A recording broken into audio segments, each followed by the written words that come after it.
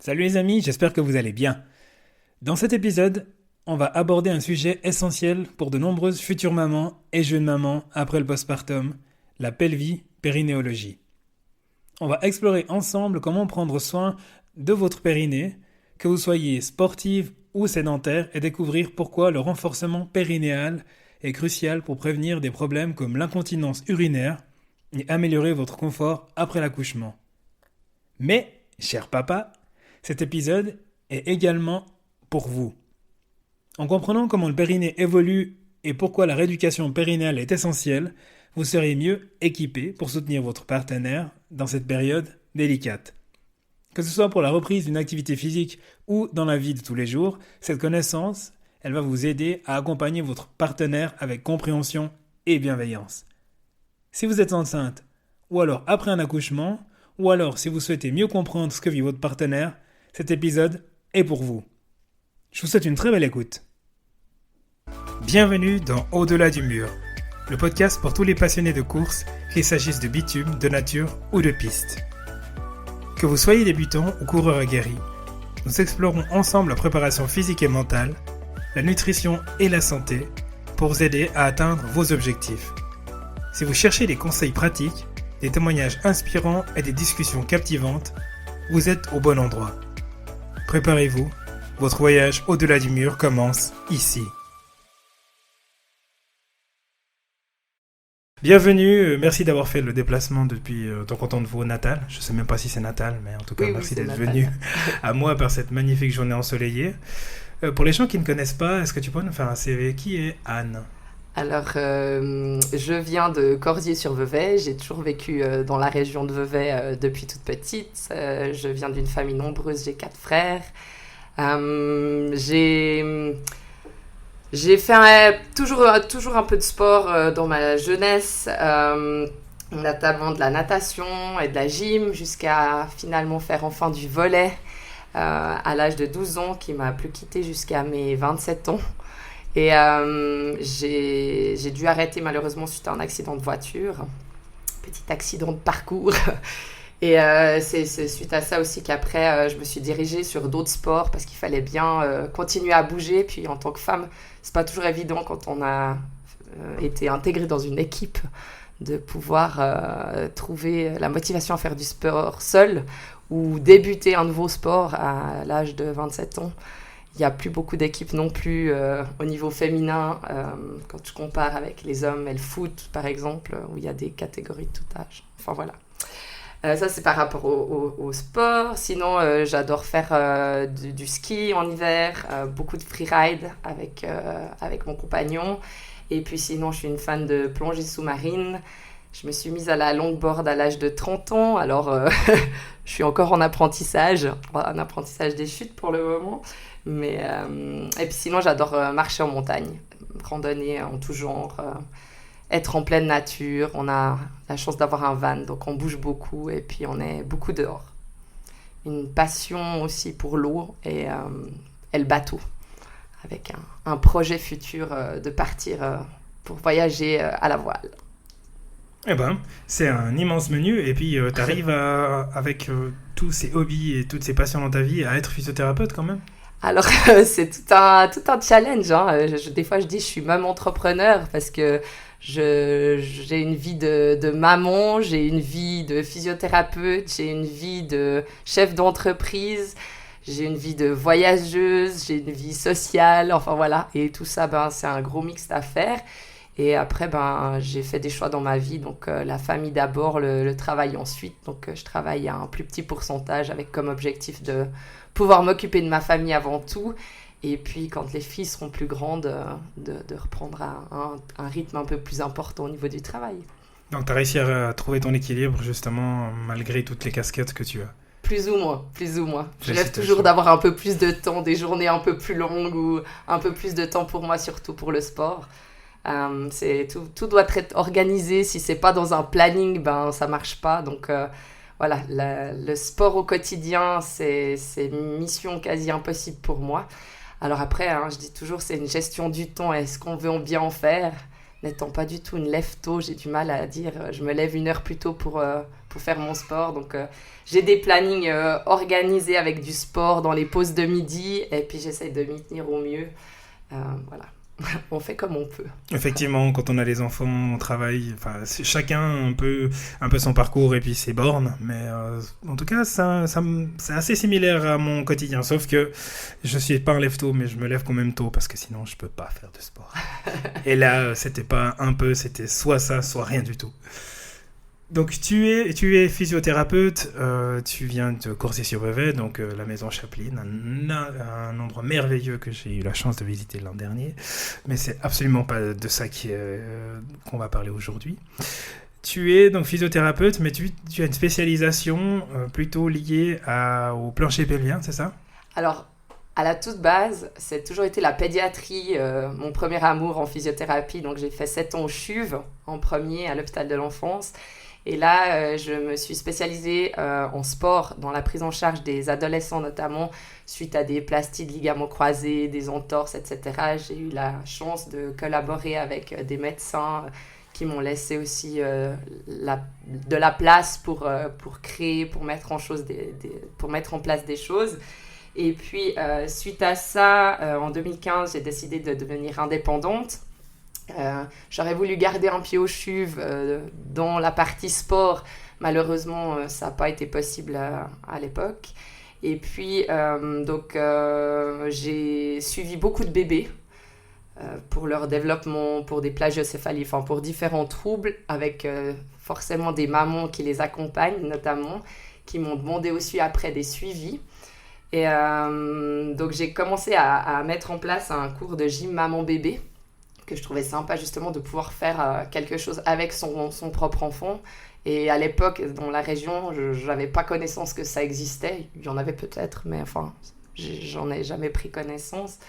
Et puis, suite à ça, j'ai décidé de me former en pelvipérinologie pour avoir aussi un peu plus de crédit auprès des mamans. Et pour donner ces cours aussi d'avoir un papier qui justifie, entre guillemets, ce que je fais. Et jusqu'à ce que je tombe enceinte, et là a commencé l'aventure de la maternité, des questionnements, plein de choses auxquelles personne n'arrivait vraiment à me répondre, que ce soit ma gynécologue ou les personnes qui m'entouraient. Et je suis toujours assez curieuse, j'aime bien comprendre de moi-même, donc de là est partie ma voie dans la pelvipérinologie, si on peut dire ça comme ça. Et je me suis formée pour les femmes, mais aussi récemment là pour les enfants. Et toujours des formations complémentaires dans le sport, donc avec la clinique du coureur notamment, avec Mickaël Amostegui dans tout ce qui est technique manuelle et obstétricale, avec Bernadette de Gasquet parce que c'est quelque chose de connu et j'avais envie d'avoir la version de Gasquet. Et puis avec tout ça, je fais un gros mix, je mélange le tout, je lis des études scientifiques et puis j'en tire ma pratique au quotidien. Donc c'est un peu le besoin, la demande des mères qui t'a amené à la pelvipérinologie, c'est ça ? C'est ça. La Suisse, c'est effectivement un pays des diplômes, comme tu l'as très bien dit. Donc la nécessité effectivement de baquer les formations que tu as par un papier, c'est quelque chose d'essentiel pour pouvoir avoir effectivement cette crédibilité. Mais si on revient au niveau du suivi des enfants et des femmes, est-ce qu'on parle des mêmes pathologies ou pas du tout ? Alors, pas tout à fait parce que l'enfant est différent d'une femme. Mais un enfant peut être sujet à des incontinences, à des problèmes de constipation, à des problèmes morphologiques aussi parfois. C'est pas tout à fait pareil que chez la femme, mais finalement, il y a quand même pas mal de points communs. Et dans ta quête sans fin, donc, je dis sans fin parce que j'imagine que tu n'as pas encore les réponses à toutes les questions, ça serait... Exactement, ça s'arrête jamais. Voilà, ça serait vraiment chouette. Par rapport au constat de base que tu t'es fait justement quand tu es tombée enceinte et tu t'es dit, purée, il n'y a personne qui est capable de me donner une réponse qui me satisfait. Là, on est plusieurs années après. Comment est-ce que tu as vu évoluer justement la science, la recherche et la prise en charge des mamans et des enfants à ce niveau-là ? Alors j'ai l'impression que de plus en plus de physiothérapeutes en Suisse sont formés maintenant en pelvipérinologie il y a une énorme demande. Et à l'époque, quand j'avais téléphoné à une physiothérapeute pour avoir un rendez-vous, il fallait attendre plusieurs semaines. C'était, je sais plus, 6 semaines, 8 semaines. Et puis, j'avais trouvé ça extrêmement long. Et l'idée, c'est de pouvoir prendre en charge ces femmes, ces mamans rapidement pour pouvoir répondre à leurs besoins du moment et pas de les laisser dans l'attente. Donc, je pense qu'en Suisse, c'est vraiment en train d'exploser. Le monde de la pelvipérinologie, c'est vraiment... il est mis en avant de plus en plus. Les médecins aussi en parlent plus. Il y a une meilleure interdisciplinarité, on va dire ça comme ça, entre physiothérapeutes, ostéopathes, sages-femmes, enfin toutes les personnes qui tournent en fait autour des mamans. Et je pense que chacun d'entre nous a sa place et chacune doit trouver en fait où elle veut aller piocher les informations et qui elle souhaite qui l'entoure. Donc je pense que c'est un sujet qui est très d'actualité en Suisse et heureusement. Et qui c'est qui doit le premier, entre guillemets, lever la main pour poser les questions, ou en tout cas sensibiliser? Parce qu'il n'y a pas toutes les femmes qui sont sensibilisées à cette thématique-là. Ma femme, c'est le plus grand exemple. Les deux grossesses, j'allais avec elle chez la gynécologue et jamais on nous a parlé de pelvipérinologie. Ouais, c'est vrai que... Alors, j'ai tendance à dire c'était avant, c'était des gynécologues de la génération d'avant. Maintenant, heureusement... même dans nos études, que ce soit physiothérapeute ou médecin, on a des cours blocs en commun. Donc je pense que ça aide aussi à comprendre les différentes professions et puis qu'est-ce qui fait l'autre en fait. Mais malheureusement, il y a encore des physiothérapeutes qui n'en parlent pas. Et parfois, même certaines mamans qui demandent des accès à la physiothérapie qui leur sont refusés. Parce que en Suisse, on est tenu par les assurances et les médecins sont vraiment sous pression par rapport aux coûts. Et donc, certains ne veulent plus donner de physiothérapie ou prétendent que d'être enceinte, c'est pas être malade. Enfin, on entend malheureusement encore ce genre de discours et puis ça fait toujours un peu peur et c'est triste finalement. Alors, effectivement, être enceinte, c'est pas une maladie, c'est un état de fait, mais après, juste faire ce constat-là et laisser les mères livrer à elles-mêmes, c'est pas forcément la bonne réponse. Toi, tu disais justement les médecins sont sous pression, donc j'imagine que pour pouvoir venir te voir, il faut quand même une prescription. Tout à fait. En Suisse, on travaille sous prescription. On rêverait d'avoir un accès direct, c'est pour le futur. Comme au Québec. Voilà, comme au Québec, exactement. On est en train de mettre aussi les formations de plus en plus poussées. Donc, on nous demande maintenant des bachelors. On est en train de mettre en place des CAS, des MAS, des DAS, des masters, différents niveaux de compétences. Le gros problème en Suisse, c'est que on est face à des assurances qui ont un énorme pouvoir. Et puis, on nous demande beaucoup de formations actuellement.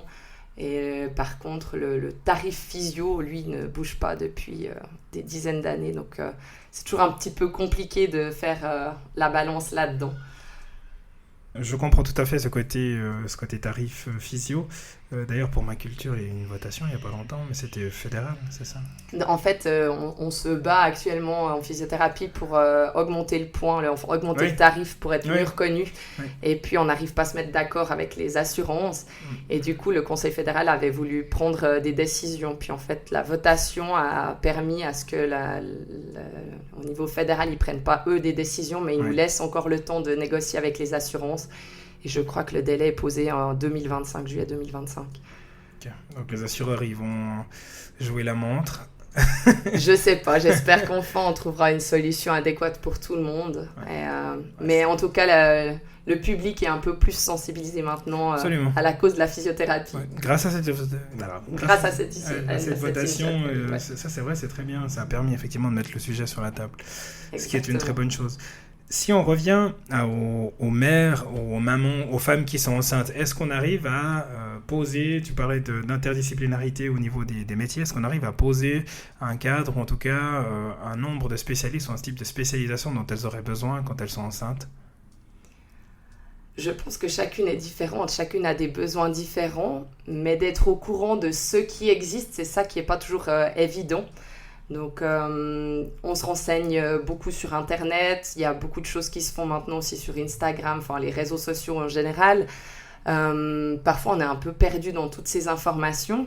Normalement, la première personne qu'on voit lorsqu'on est enceinte, ça reste le gynécologue, qui normalement maintenant oriente de plus en plus les mamans là où elles veulent. On peut aussi maintenant passer par des maisons de naissance, donc directement par des sages-femmes. Il existe aussi des doulas qui sont de plus en plus mises en avant. Donc, il y a des choses qui se font. Maintenant, chercher l'information, c'est pas toujours évident. La chance qu'on a en physiothérapie, c'est que les personnes peuvent venir nous voir sous prescription et que c'est à la charge de l'assurance maternité. Donc, à partir de la 13e semaine de grossesse en Suisse, on peut avoir accès à la physiothérapie et ça sera pris en charge 100% par l'assurance maternité. Donc, c'est souvent comme ça le premier biais c'est la première porte ouverte pour la physiothérapie. Et puis, c'est vrai que nous, on conseille après toujours les mamans sur ce qui existe. Et on les réoriente aux besoins chez d'autres professionnels de la santé ou selon leurs envies et leurs questions, on essaie de les réorienter au mieux. Quand on parle de typologie, donc de femmes qui sont enceintes ou même au niveau du postpartum, quand on préparait cet épisode-là, on avait identifié des douleurs ou en tout cas des symptômes spécifiques comme les douleurs lombaires, douleurs du coccyx, douleurs sciatiques chez les femmes enceintes et les sensations de lourdeur et fuite urinaire. Si on les prend séparément, donc au niveau des douleurs lombaires, c'est assez facile de se représenter où est-ce qu'on a mal et surtout d'où ça vient, mais comment est-ce que la prise en charge pour ces 4 points-là, ou alors pour commencer pour la partie lombaire, tu la gères? Donc en général, la première fois qu'on rencontre une maman, on fait vraiment un bilan complet où on va déjà faire une énorme anamnèse sur ses activités, son travail, son quotidien. Est-ce que c'est une première grossesse? Est-ce qu'il y a déjà des enfants avant? Est-ce qu'il y a eu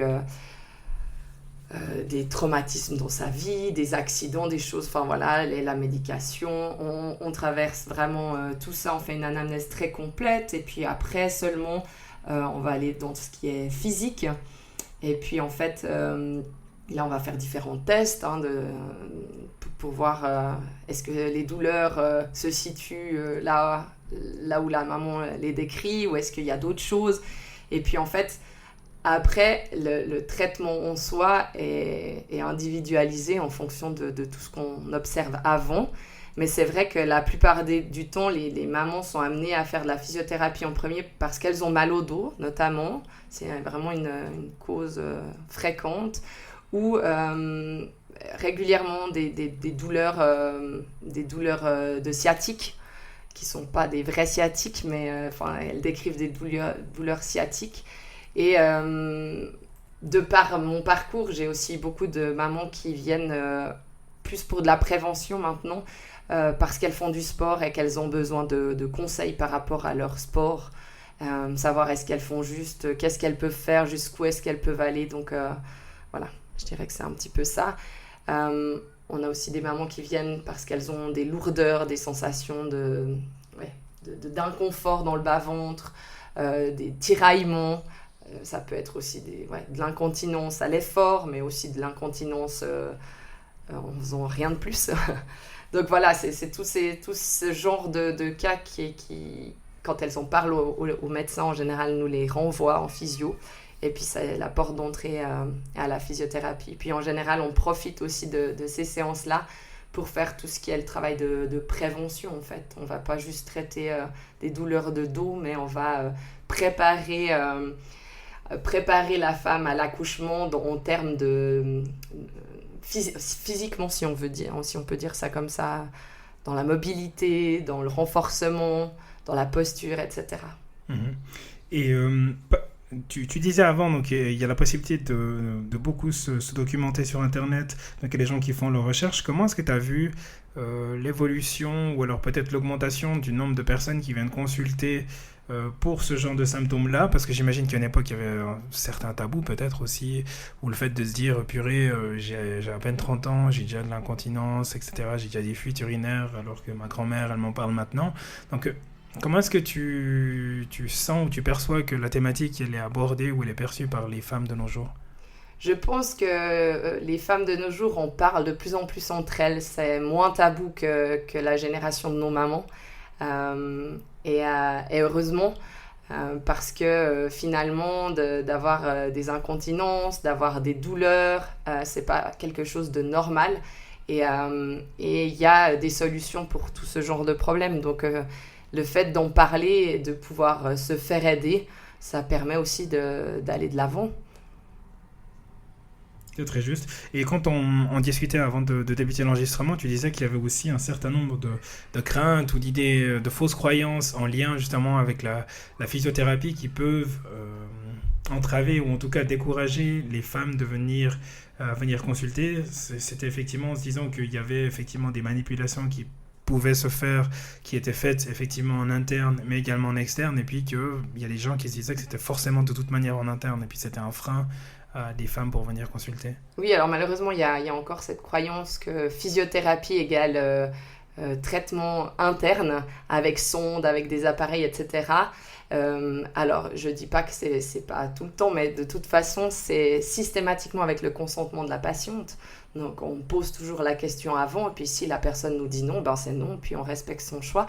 Et il y a déjà pas mal de possibilités de travail par la thérapie manuelle externe, par des exercices de mobilité, de renforcement, un travail de postural, un travail respiratoire. On peut déjà avoir des super progrès. Puis des fois, il faut aussi créer un lien avec la patiente jusqu'à ce qu'elle se sente prête. Et puis un jour, elle nous dit, ben, en fait, finalement, c'est OK pour moi, go.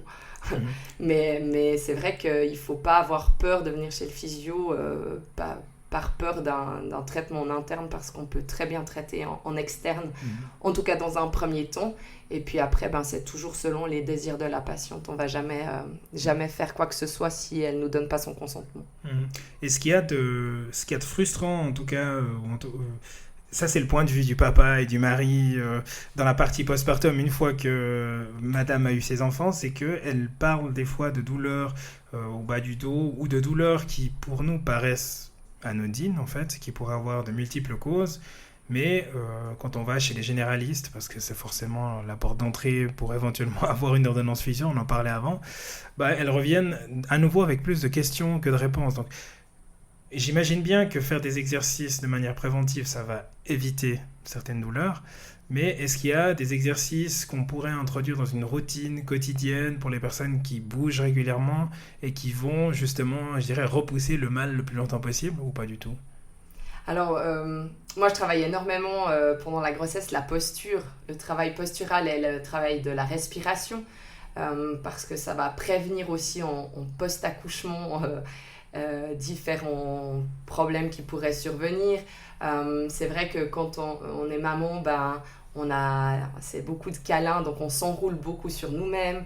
On allaite, si on allaite, ou même si on donne le biberon, hein, finalement, c'est des postures vraiment de fermeture.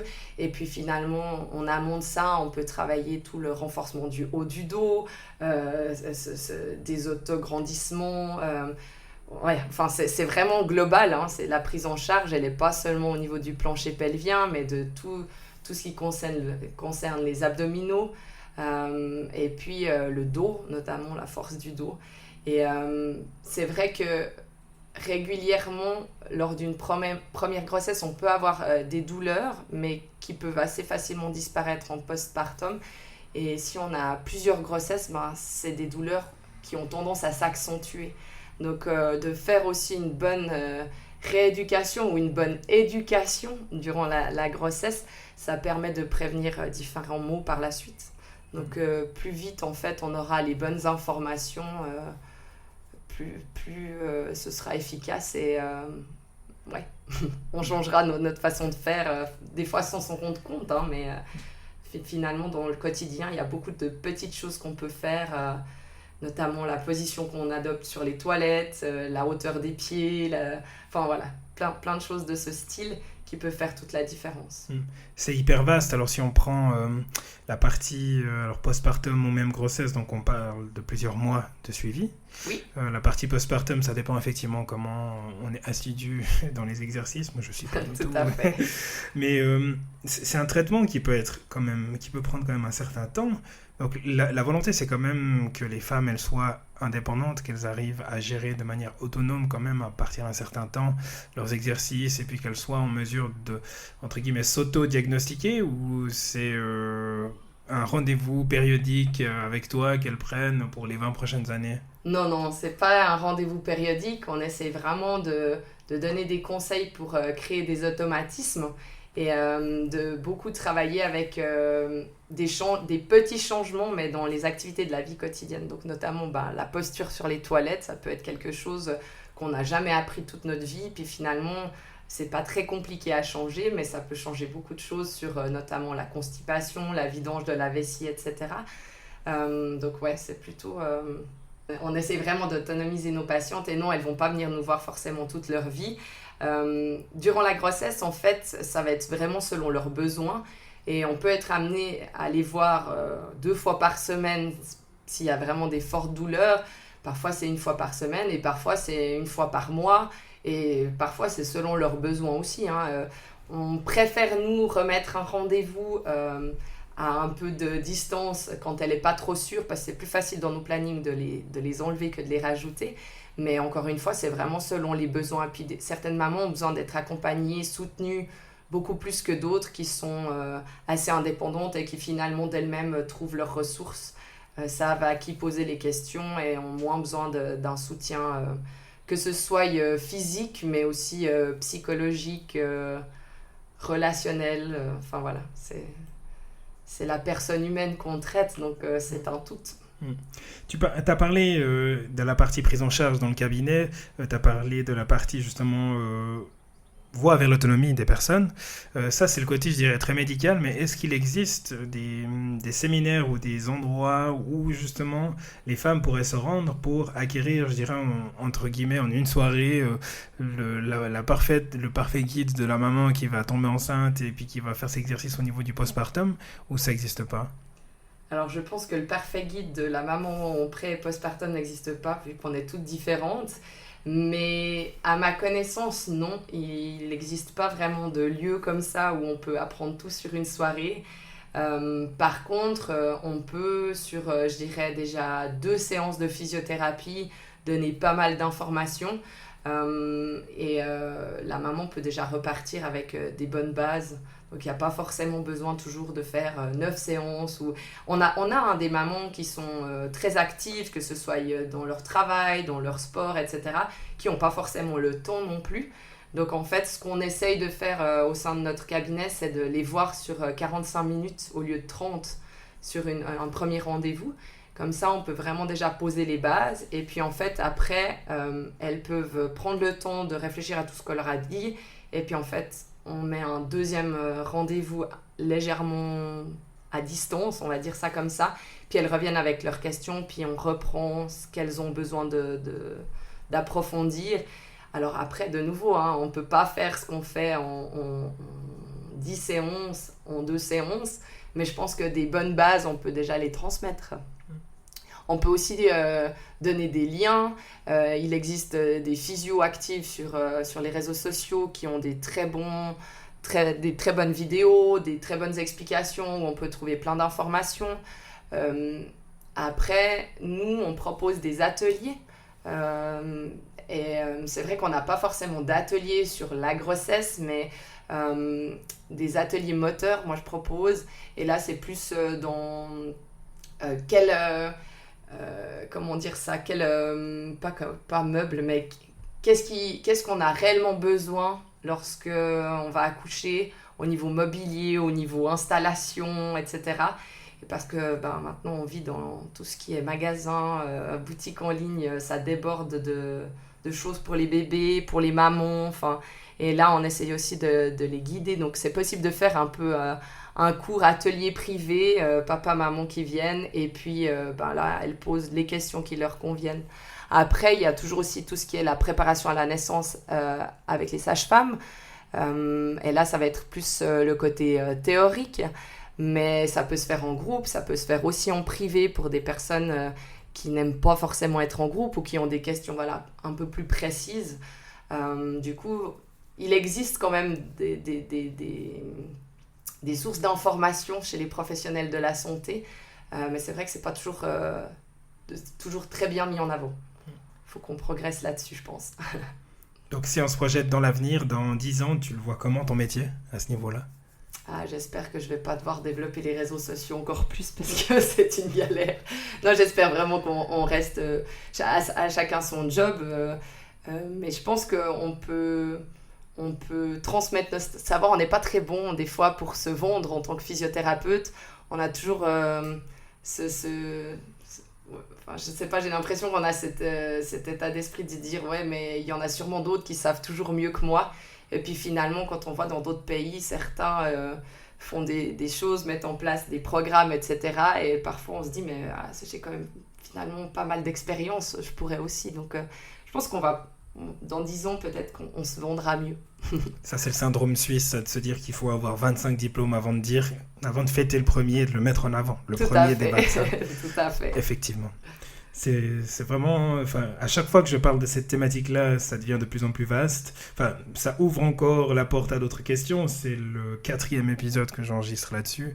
Et je me rends compte que les personnes qui m'écoutent, le public, est en train de devenir de plus en plus féminin. On va savoir pourquoi. Mais j'espère qu'il y a plein de papas qui écoutent aussi ce genre de podcast-là, parce que c'est aussi notre rôle de sensibiliser les mamans justement à ne pas accepter l'état de fait, de se dire que t'as accouché, c'est bon, voilà, c'est fait, c'est la vie, les incontinences, etc. Ça fait partie de ton quotidien, et de bousculer l'ordre établi. Oui, tout à fait. Et nous, dans nos séances de physiothérapie, durant la grossesse notamment, alors on peut pas le faire à chaque fois, mais on essaie d'intégrer les papas. Donc quand c'est possible, on propose des séances aux mamans avec les papas, et on montre notamment des petits massages de détente qu'ils pourraient faire pour soulager certaines douleurs qu'elles ont au quotidien, 2-3 pas des manipulations, mais des postures qui peuvent aider. Et puis je pense que le coparent il est indispensable, que ce soit pendant la grossesse, au moment de l'accouchement et après, et de les intégrer le plus tôt possible. Je pense que ça, c'est encore aussi un travail à faire. Souvent, c'est encore la question de la maman, et puis le papa est rarement là. Donc nous, on essaye de plus en plus au centre de faire au moins une séance avec le papa. Et ils disent toujours que c'est super intéressant parce qu'ils apprennent plein de choses, et ils découvrent la maternité différemment quand ils accompagnent leur femme, en fait. Effectivement, parce qu'on se sent extrêmement acteur pendant toute la grossesse, on se sent acteur pendant la naissance, on se sent acteur pendant le premier mois de l'accouchement. Et c'est vrai que si on a l'occasion de participer, j'ai eu la chance de participer au cours de préparation à la naissance, et puis d'autres cours ou d'autres séances d'information. Et c'est vrai que ça nous permet aussi de rendre réel, enfin un peu plus réel en tout cas, que le petit truc, le petit être qui est en train de grandir pas dans notre ventre, parce que finalement nous on dort très bien la nuit, on continue à faire la fête jusqu'au jour, bam, c'est fini, et là c'est encore plus violent. Donc peut-être qu'il y a aussi quelque chose à faire au niveau de l'évolution, de la prise de conscience aussi au niveau des papas et de l'intégration des papas. Exactement, ouais. Tout ce qui est coparent, c'est pareil, hein, c'est une thématique qui est de plus en plus mise en avant, et je pense que les papas se sentent de plus en plus concernés, ou les conjoints se sentent de plus en plus concernés, mais je pense qu'on peut encore faire un pas en avant dans cette direction. Bon, on fera l'état des lieux dans 5 ans alors. C'est ça. Merci beaucoup d'être venue, Anne. Merci beaucoup à toi de m'avoir invité. Avec plaisir, à bientôt. À bientôt.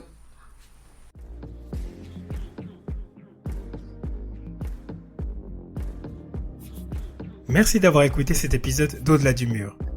Si le sujet vous a inspiré ou intrigué, n'oubliez pas de vous abonner pour ne rien manquer des prochains épisodes. Rejoignez notre communauté sur les réseaux sociaux et partagez vos réflexions avec nous. Je serai ravi d'entendre ce que vous avez pensé de cet épisode. Et si vous avez aimé, pensez à laisser un avis 5 étoiles sur votre plateforme d'écoute préférée. Ça m'aide énormément à faire grandir la communauté d'Au-delà du mur. À très bientôt pour une nouvelle exploration de l'autre côté du mur. Jusque-là, continuez à questionner, à explorer et à repousser vos limites.